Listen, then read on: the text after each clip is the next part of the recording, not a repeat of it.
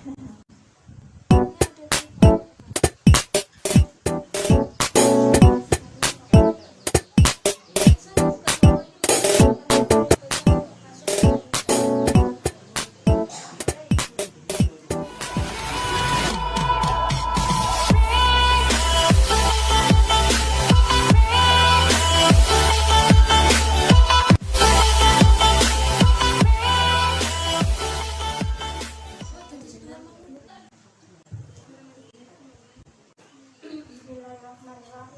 Assalamualaikum warahmatullahi wabarakatuh.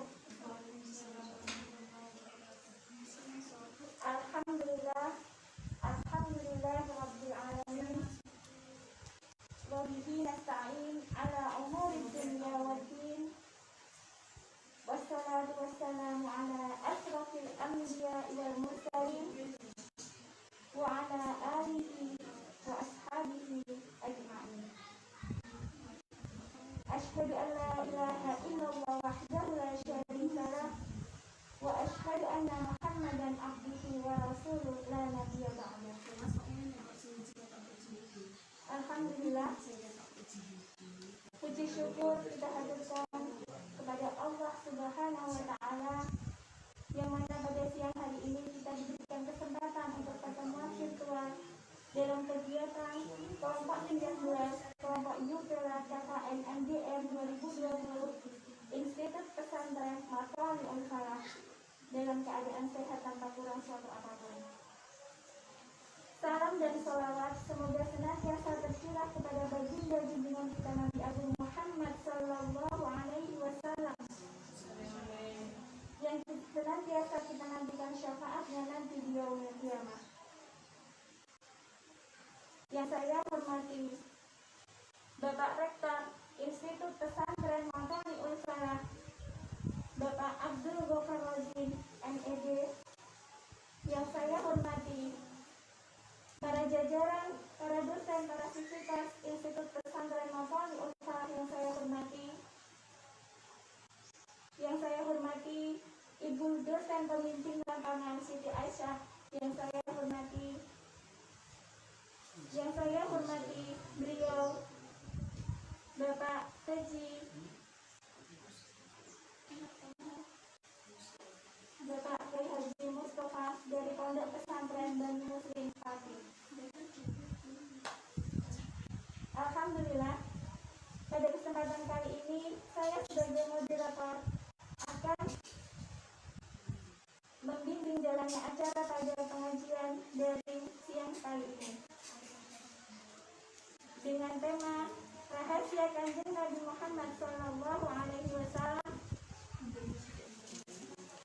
dalam menjaga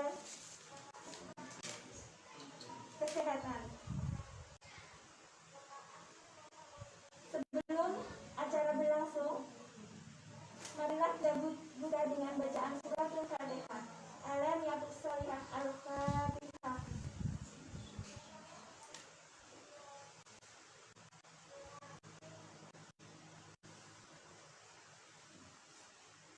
Amin.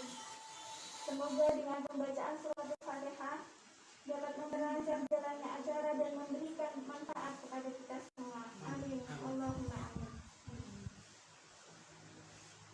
Untuk selanjutnya yaitu pengajian daring yang akan diberikan oleh beliau yang terhormat Bapak Kiai Mustafa AH SPD ISI, pengasuh dari Pondok Pesantren Bani Muslim Pati. Kepada beliau kami persilahkan.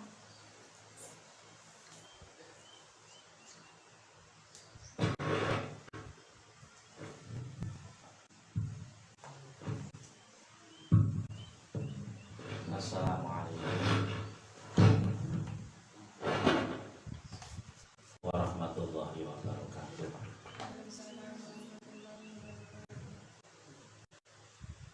A'udzubillahi minasyaitonir rajim. Bismillahirrahmanirrahim. Alhamdulillahirabbil alamin. Wassalatu wassalamu ala sayyidina Muhammadin wa ala alihi wa ashabihi ajma'in. La quwwata illa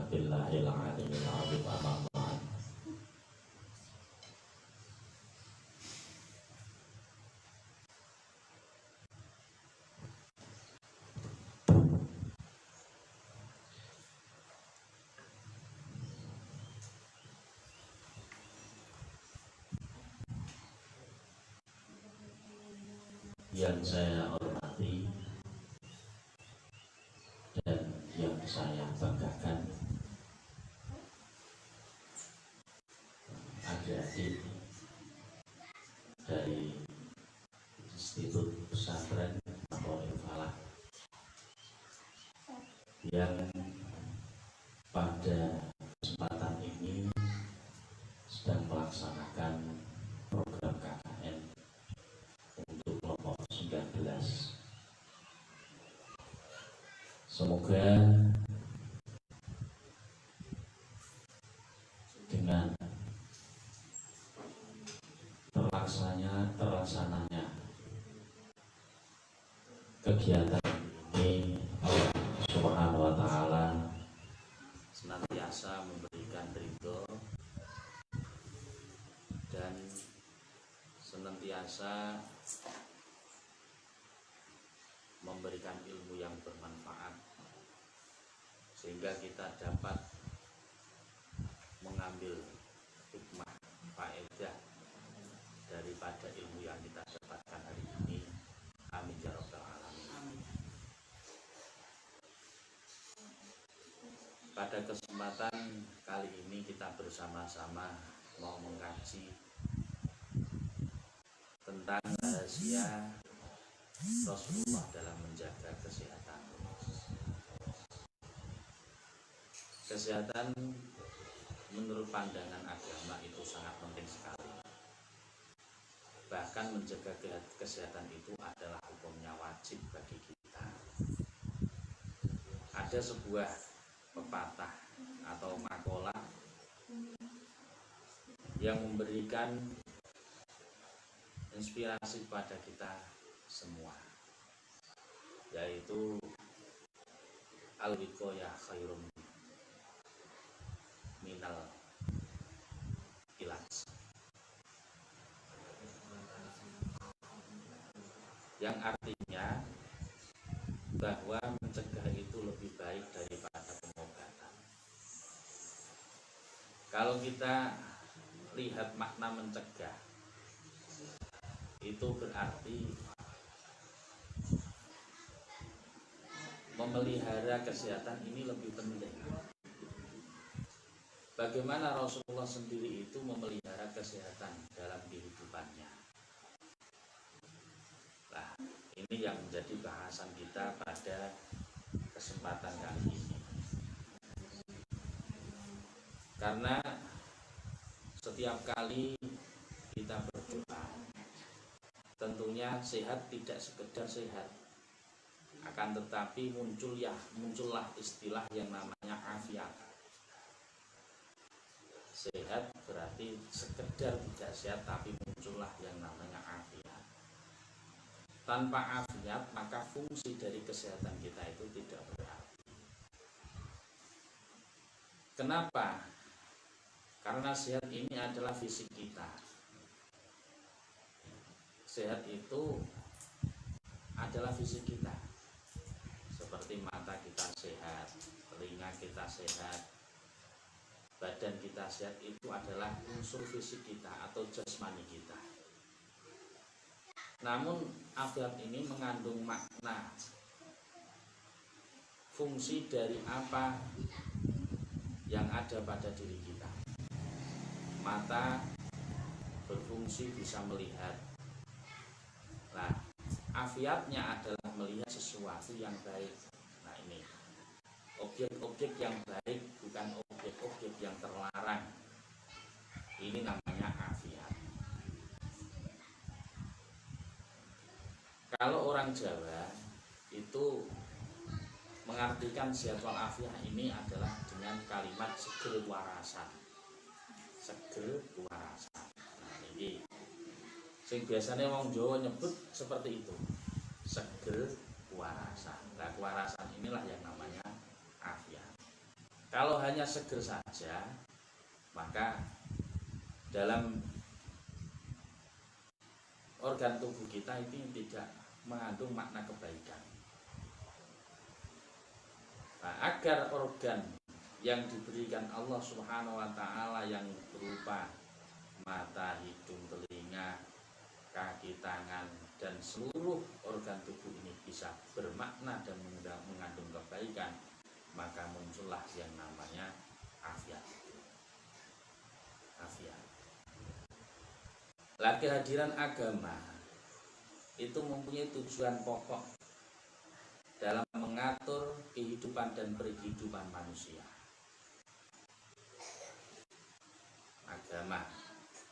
Agama tidak sebatas hanya mengajarkan ibadah mahdhah atau ghairu mahdhah. Tidak sebatas mengajarkan bagaimana kita bisa sholat, bagaimana sahnya sholat, sahnya zakat, puasa, dan lain sebagainya. Akan tetapi agama juga perhatian terhadap kesehatan umatnya.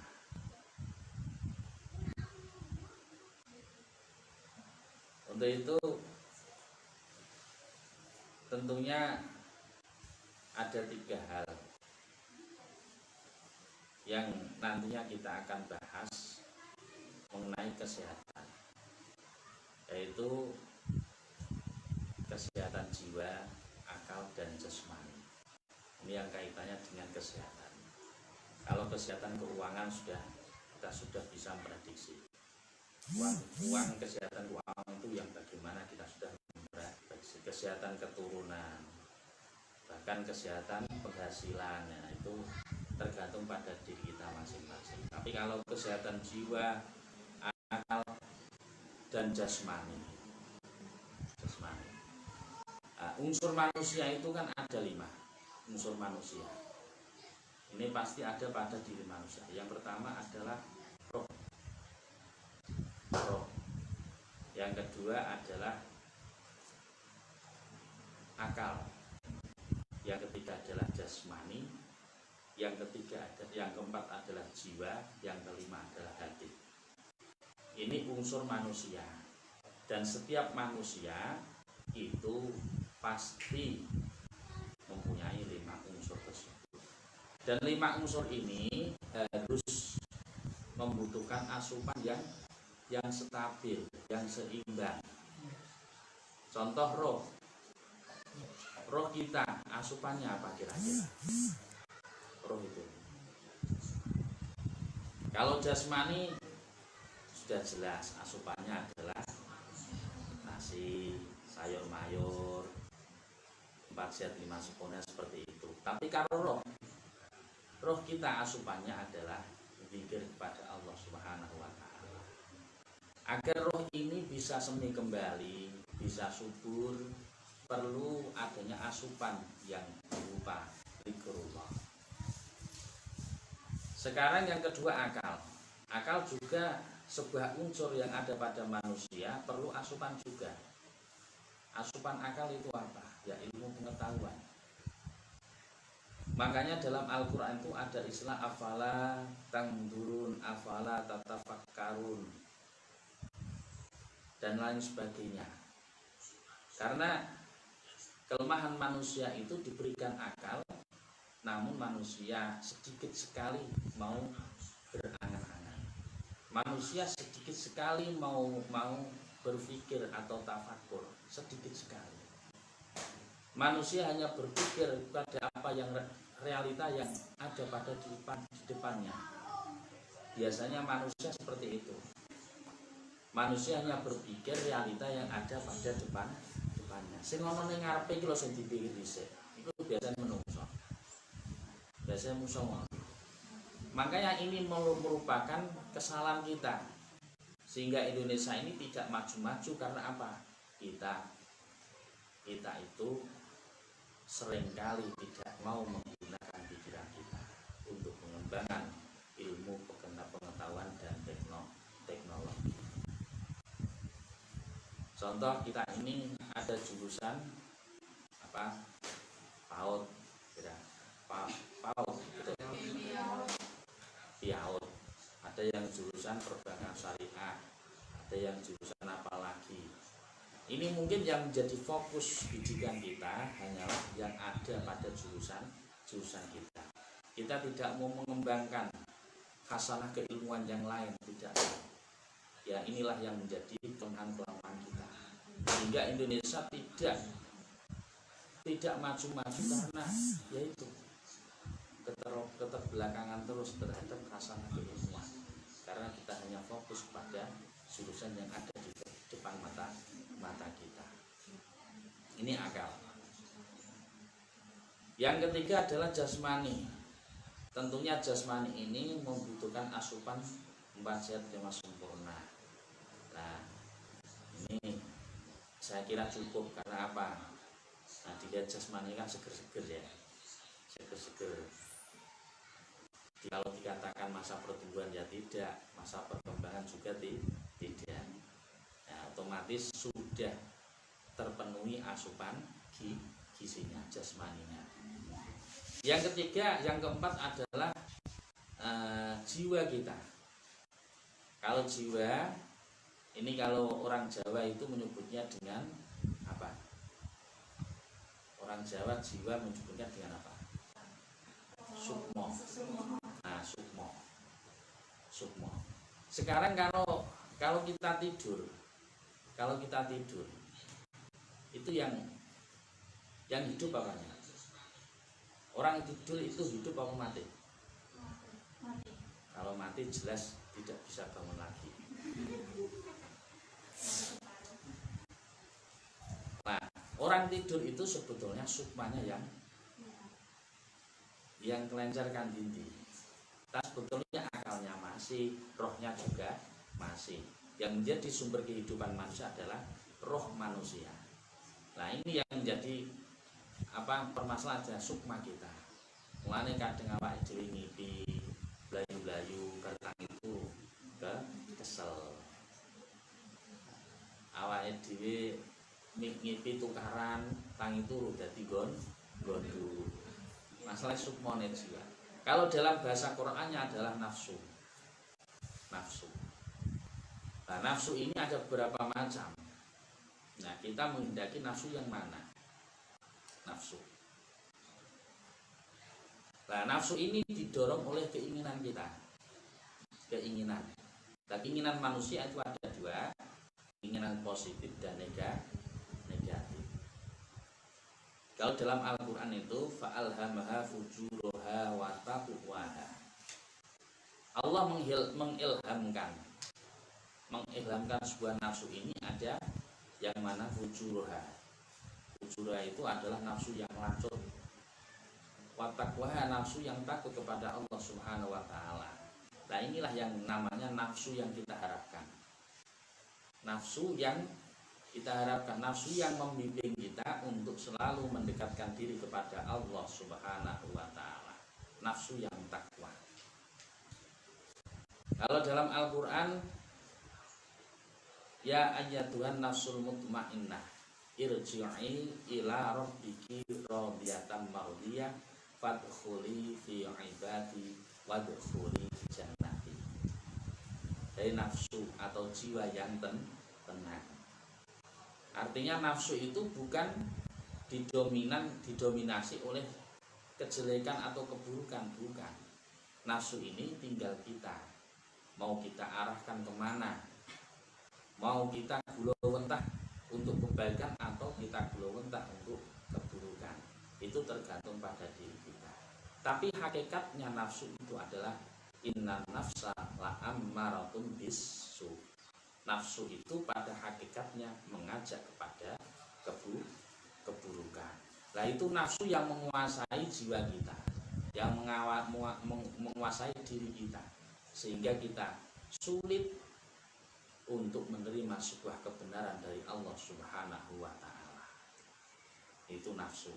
Makanya marilah kita bimbing nafsu kita menjadi jiwa yang tenang, jiwa yang mardiyah, jiwa yang diridhoi oleh Allah Subhanahu wa taala. Setiap manusia mempunyai keinginan, setiap manusia ini mempunyai hawa nafsu. Akan tetapi keinginan-keinginan kita ini kita arahkan kepada hal-hal yang mendekatkan diri kepada Allah Subhanahu wa taala. Apabila lima unsur yang ada pada diri manusia ini kita beri asupan yang seimbang, insya Allah kita akan menjadi diri yang beriman, diri yang bertakwa kepada Allah Subhanahu wa taala. Bukan hanya roh kita yang kita asupi, kita beri asupan, bukan hanya akal kita, jasmani kita, bukan hanya nafsu kita, juga hati kita ini perlu asupan gizi. Hati perlu asupan gizi. Sesuai dengan sabda Rasulullah Muhammad SAW, hati ini adalah sebuah karburator yang mana menentukan segalanya untuk normalnya sebuah sepeda motor. Begitu juga hati manusia itu bagi kita. Sehingga manakala karburator kita itu hati kita ini sedikit agak bermasalah, maka seluruh amaliyah kita akan mendapatkan pengaruh dari hati kita, akan dipengaruhi. Idza soluhat jasadu wa idza fasadat jasad. Ketika hati ini baik, maka seluruh jasad kita akan menjadi baik. Ketika hati kita ini rusak, maka seluruh jasad kita akan menjadi rusak. Nah, ini jelas sekali contoh wong sing gondokan, wong sing senengane emosi, wong sing gondokan. Nah, wong sing gondokan, sing emosi, ada 3 atau 4 kemungkinan yang terjadi pada dirinya. Nomor 1, ini bagi wong sing gondokan nggih. Wong sing ora iso nahan marah. Nomor 1 ku 1 menurunkan imunitas tubuh. Nah, imunnya berkurang. Nomor 2, nah, tekanan darah tinggi. Nah, tekanan darah tinggi ini sing bahaya. Nomor 3, detak jantung semakin kuat sehingga jantungan. Nomor 4, lah iki sing bahaya, cepet mati. Nah, cepet mati. Mulane pengaruh dari orang yang sering marah itu 4 ini. Tidak bisa dipungkiri iki mesti. Sanggur wong bernas mesti sirahe wis kemut-kemut menawa. Sirahe kemut-kemut. Imun tubuh kita ya juga menurun. Kadang nak jantungnya ra kuat iso jantung. Nah, sebab karena imun menurun, karena tekanan darah tinggi yang tidak stabil, terus jantungan akhirnya yang terakhir timbul ya apa? Hilang napasnya. Ya, dari sini mungkin ada yang mau ditanyakan.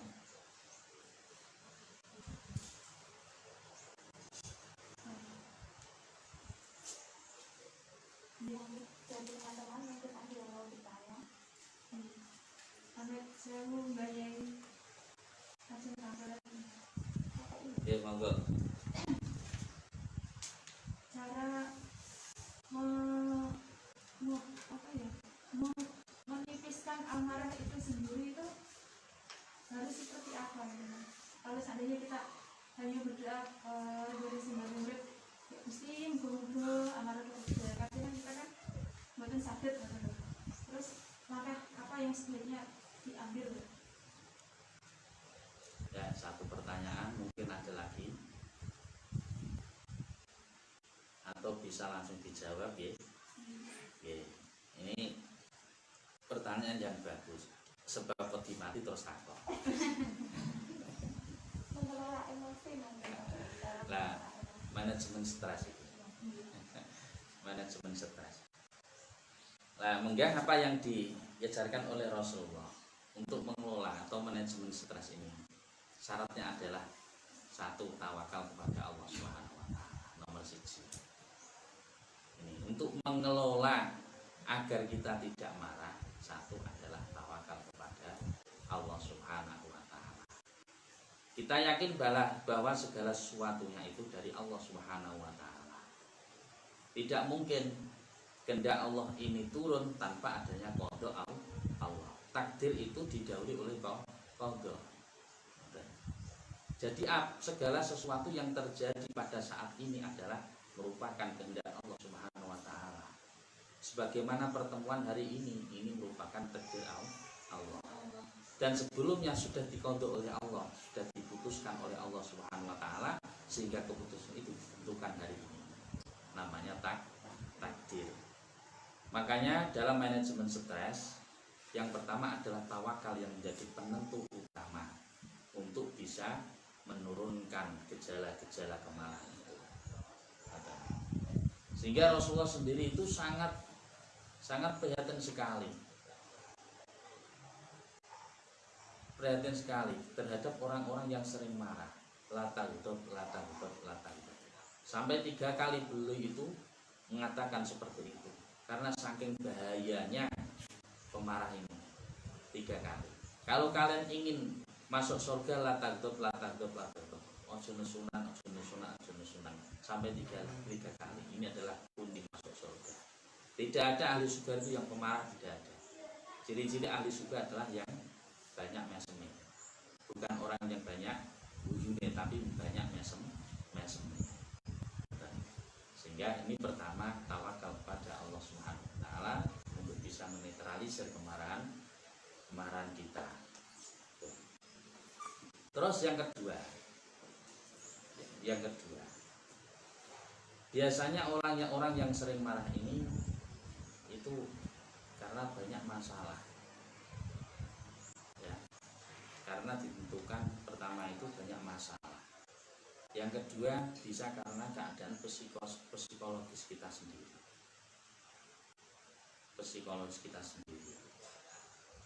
Nah itu bisa kita sikapi potensi apa yang ada pada diri kita. Cara nak ambil nesu, ambil nafas sing flu ditahan. Ambil dengan mengucapkan Allahu Akbar. Nah, Allah ini sifat dzatullah, ismuddat, ini bisa menetralisir diri kita. Ini nak menurut kejiwaan kita. Karena apa? Sakit itu kan ada 2 macam. Sakit fisik dan sakit non fisik. Kalau fisik jelas, ini adalah wilayah medis. Tapi kalau sakit non fisik, ini perlu yang kita perhatikan ada pada diri kita. Kalau non fisik, berarti kalau non fisik itu tinggal yang ada pada diri kita. Ya minimal kita netralisir dengan zikir kepada Allah Subhanahu wa taala. Sehingga ketika kita mengambil nafas Allah panjang itu bisa menetralisir apa yang saat itu terjadi pada diri kita. Itu. Kalau tawakal ini belum berhasil, barulah kita memakai alternatif yang kedua. Kita ambil nafas terus. Atau mungkin juga itu dipengaruhi dengan faktor usia ya juga ya bisa pengaruh. Mulane cara rumah irama darah muda gampang panas, gampang umur karena faktor usia. Tapi kalau orangnya itu berilmu, insya Allah bisa dinetralisir dengan ilmu. Yang penting jangan sampai kita itu banyak marah, menahan marah dengan cara adalah tawakal kepada Allah Subhanahu wa taala. Alternatif yang kedua, tarik nafas yang tinggi, yang panjang dengan mengucapkan bismillah Allah. Itu mungkin alternatif yang bisa saya sampaikan untuk menetralisir kemarahan yang mungkin kita sering marah karena banyak problem atau masalah apa-apa.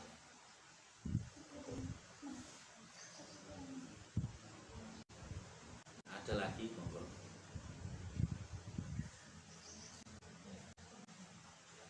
Lanjut ya. Lanjut dulu. Sekarang rahasia apa Rasulullah dalam menjaga kesehatan beliau? Dalam Al-Quran Allah Subhanahu wa ta'ala berfirman dalam surat Al-A'raf ayat 31. A'udzubillahi minasyaitonirrajim. Ya bani Adam khudhu zinatakum inda kulli masjidin wa kulu washrabu wa la tusrifu innahu la yuhibbul musrifin. Ya, ini ada dua kunci dalam ayat ini. Ada dua kunci yang ada dalam ayat ini. Apa itu? Zinatakum dan walatus rifu. Jadi dua kunci ini yang harus kita perhatikan.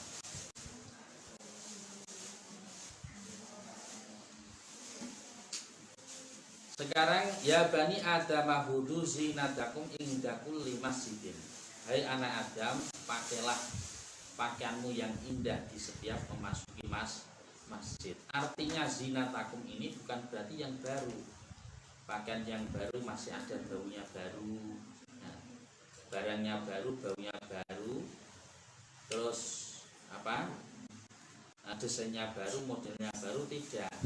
Zinatakum ini adalah pakaian yang suci, bersih dan suci. Ini artinya zinatakum.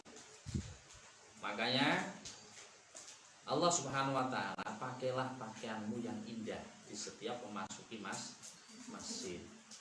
Nah, apa mau masjid kon sing pantes pakaian, kon sing suci, bersih pakaian. Artinya seperti itu zinatakum. Berarti kebersihan dan kesucian ini merupakan lambang dari perhiasan, keindahan.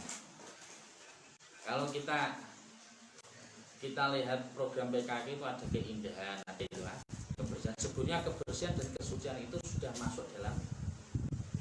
include di dalam keindahan. Allah Subhanahu wa taala memerintahkan kita agar kita selalu menjaga kebersihan, selalu menjaga kesucian, selalu menjaga keindahan. Inilah model atau rahasia Rasulullah dalam menjaga kesehatan. Kalau kita malas untuk menjaga kebersihan, malas untuk menjaga kesucian, malas untuk menjaga keindahan, jangan berharap kesehatan itu akan ada pada diri kita. Kalau ingin sehat, bersih, an-nadhafatu minal iman. Bersih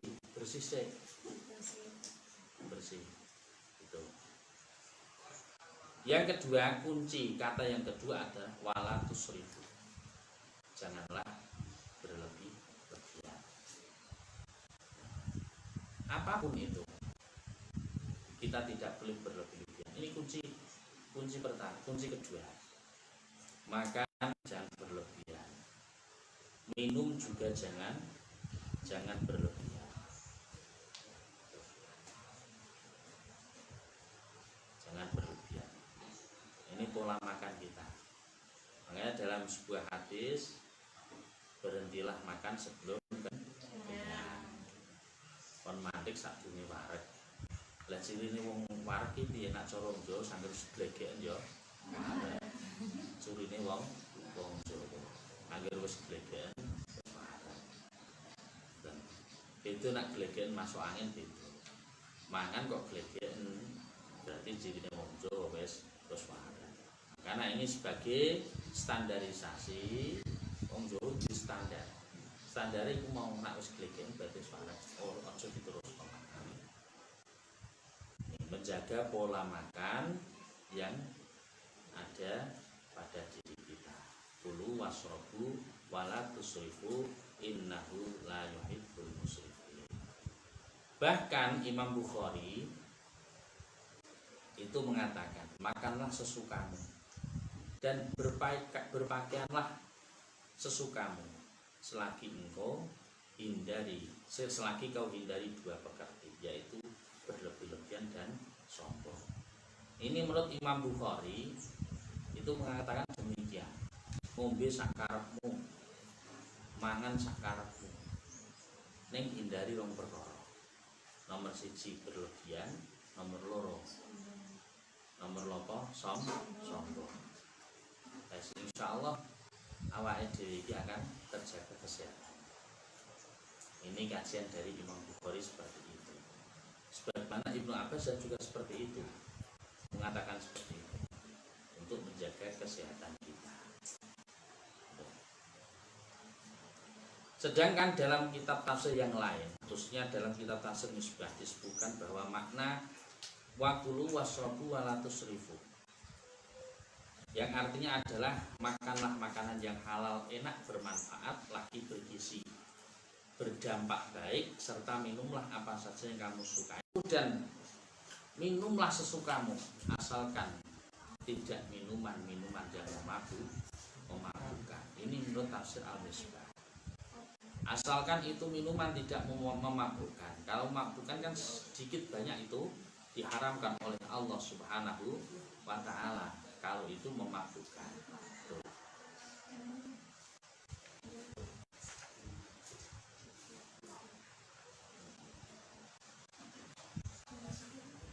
Ya, sampai sini ada yang ditanyakan?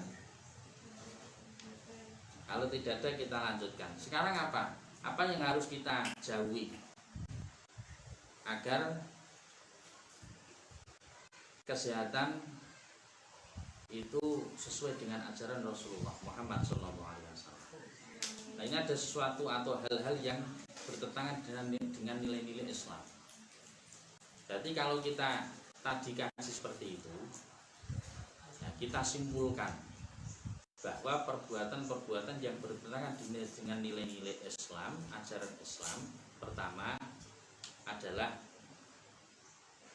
terlalu banyak makan. Jadi tadi makan secukupnya, jaga pola makan. Nah, berarti terlalu banyak makan itu sangat bahaya. Kenapa? Karena terlalu banyak makan ini bisa menyebabkan usus tersiksa. Nah, usus tersiksa dan kemungkinan mengganggu pencernaan kita.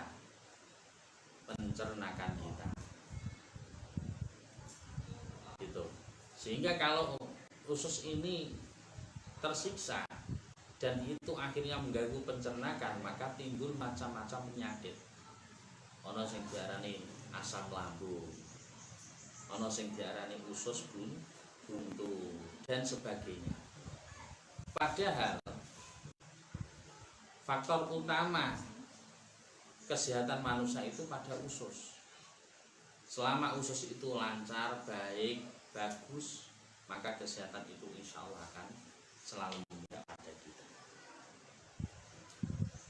Yang kedua adalah makan terlalu kenyang akan mengganggu proses pencernaan, menjadikan proses pencernaan jadi begitu sulit. Karena Rasulullah menganjurkan agar mengatur jarak waktu makan dan tidak akan makan kecuali lapar. Nah, inilah rahasia dari puasa Senin dan Kamis. Ini akan memberikan istirahat pada usus kita untuk mencerna makanan yang kita makan. Begitu. Selain itu juga puasa Senin juga dianjurkan sunnah. Puasa Senin itu sunnah karena kita mengikuti atau itba kepada Rasulullah. Dalikal yaumu wulidtu. Hari ini, hari Senin adalah hari kelahiranku. Sehingga dianalogiskan orang Jawa poso weton. Ya, poso weton. Kira? Nanti ngerti poso wetonan di poso weton. Poso weton itu mengacu pada hari kelahiran Rasulullah. Kanjeng Nabi mosoni lahir, dina lahir. Nah, dina lahire ora dina wetone. Nah, wong Jawa dina wetone. Pane poso lahir Kamis Legi. Kalau Kanjeng Nabi tidak. Lahir Senin ora ana Senin Legi, Senin Lima ora ana. Lahir Senin yo poso Senin. Lah nek lahirmu dina Kamis yo poso Kamis. Lahirmu dina Jumat yo poso Jumat. Ning diakali wong Jawa engko ya poso terus. Akhirnya dijupuk selapan pisan jenenge poso weton. Lah nek cara ilmu Jawa poso weton niku ora butuh apa? Iku haid, nifas, iku prei ora prei oleh poso. Nek cara wong Jawa. Nah cara wong Jawa poso weton kan sing apik kan ya 7 weton. Nah bar 7 weton lagi 40 weton, bar 40 weton lagi 100 weton, bar 100 weton lagi 1000 weton dan seterusnya. Nah, itu cara ngilmu Jawa ngono kuwi. Cara ngilmu Jawa. Dan itu perlu kita teliti. Gini apa wong Jawa kok merintah poso weton. Dasare sapa iku? Dalikal yaumul itu. Hari Senin ini adalah hari kelahiranku, maka saya puasa. Nah, selain hari Senin kita juga disunahkan untuk puasa Kemis. Kenapa harus puasa Kemis? Karena hari Kamis ini adalah hari di mana segala amal kita dilaporkan kepada Allah Subhanahu wa taala. Kita dilaporkan oleh Allah, oleh malaikat kepada Allah ini dalam keadaan puasa. Sehingga seakan-akan kita hidup dunia itu seakan-akan puasa terus. Dina iku itu dimulai saka Ahad ora Minggu. Ahad siji, Isnin loro, terus Selasa Selasa telu, Rebu Arbi'a papat, Arba'ah, terus Khamis 5, Kemis, Al-Jumu'ah, Al-Jumu'ah lha iki sing dadi orang 6, orang sita kok ya Al-Jumu'ah. Filosofisnya luar biasa. Sabtu Sab'ah itu. Nah, di antara 7 hari ini ada hari-hari tertentu yaitu yang itu memang diajarkan untuk berpuasa bagi kita semua. Nah, itu termasuk puasa. Itu resep kesehatan Rasulullah. Yang ketiga, Rasulullah mensifatkan orang-orang yang berlebihan dalam makan sebagai orang yang rakus. Ini betul. Innal mubadzirina kanu ikhwanas sayatin. Sesungguhnya orang-orang yang rakus atau orang-orang yang mubadzir itu adalah saudara setan. Makanya bisa saja orang yang mubadzir itu bisa disebut dengan orang yang rakus. Nah, itu saudara setan. Makanya kita janganlah suka berlebihan dalam segala apapun. Tidak hanya pada makanan tapi pada hal yang lain. Kita jagalah standarisasi kehidupan kita. Hidup punya standar. Dan standar manusia itu berbeda-beda. Ukuran makannya, ukuran pakaiannya juga berbeda. Ono sing butuh kain 2 meter, ono sing 3 meter ra cukup ya ono. Beda-beda, ora padha.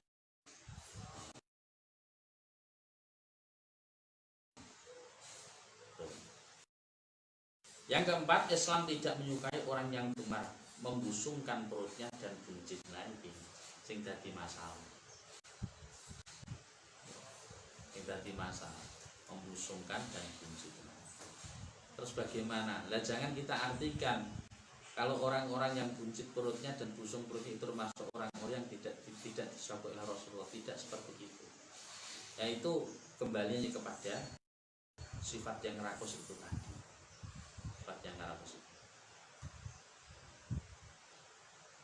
itu diantara kesimpulan apa yang kita kaji pada hari ini. Terus yang selanjutnya adalah perasaan sakit pada hati disebabkan karena usus besar.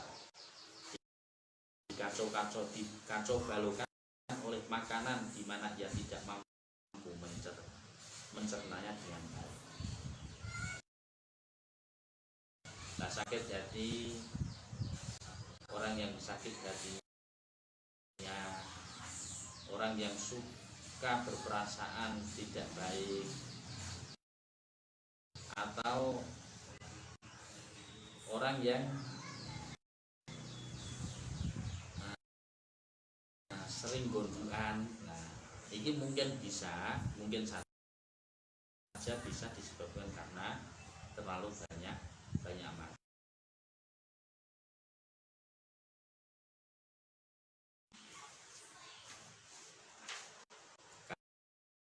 Kalau tidak ada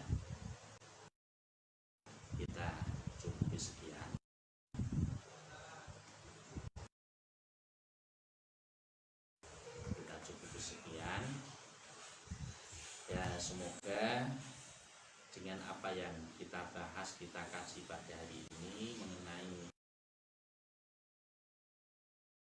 sebagian kecil dari resep Rasulullah dalam menjaga kesehatannya, dapat memberikan khasanah keilmuan kita dalam kesehatan jasmani maupun dalam kesehatan hati kita, jasmani dan rohani kita.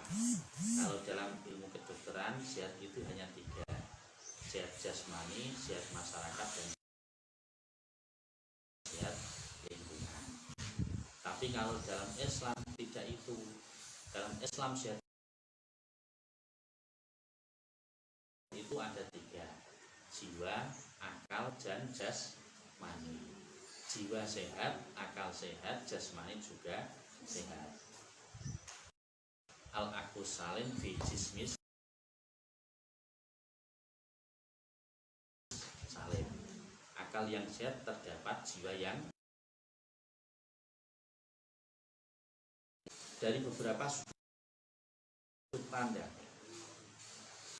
ada bisa orang mukmin yang kuat itu artinya orang yang bisa menjaga nafsunya dari marah, orang yang bisa menjaga pola makannya, orang yang bisa menjaga olahraganya, ini juga bisa. Orang yang bisa menjaga dirinya supaya terhindar dari kemaksiatan juga termasuk kuat. Bukan berarti orang mukmin yang lemah ini tidak mempunyai kebaikan karena kelemahan, tidak. Nah, itu ada yang menafsirkan seperti itu. Kalau dari sudut pandang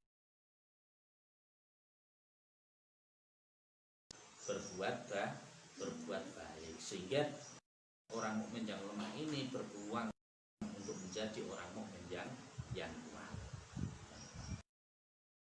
Nah, seperti itu.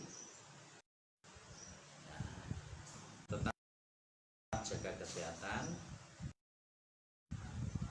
tetap jaga imunitas, dan tetap jaga hati kita, jangan putus asa. Karena putus asa ini akan memberikan kita menjadi mukmin yang lemah. Jangan putus asa kepada rahmat Allah Subhanahu wa ta'ala. Nah, kalau tidak ada yang bertanya, saya cukupi segala sesuatunya. Apabila ada kekurangan, kekeliruan, saya mohon maaf yang sebesar-besarnya. Assalamualaikum warahmatullahi wabarakatuh.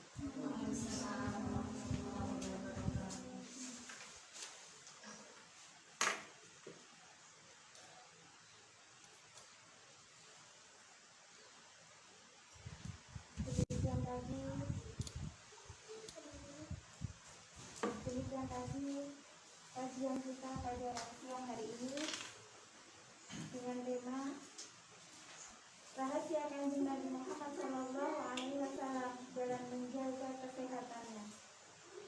Nah, teman-temanku sekalian, ini sangat cocok sekali dengan masa new normal yang sedang kita jalankan. Mungkin kesimpulan dari kajian pada siang hari ini adalah bagaimana kita menjaga kesehatan kita, antara lain yaitu dengan cara selalu menjaga kebersihan dan kesucian. Perlu kita garis bawahi bahwa kebersihan dan kesucian ini dalam hal apapun, terutama kebersihan dan kesucian hati kita. Seperti yang beliau sampaikan tadi,